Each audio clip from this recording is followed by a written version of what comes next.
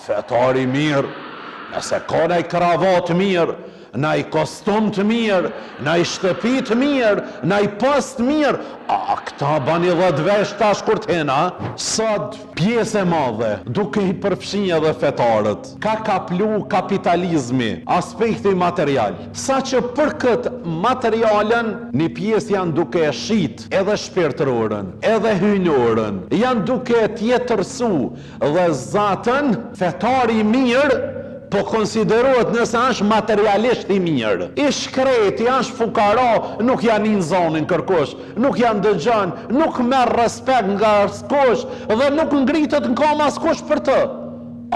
Fetari mirë, nëse ka naj kravat mirë, naj kostum të mirë, naj shtëpi të mirë, naj post mirë, këta bani 10 vesh tash kur t'hena, jo dashurit e me.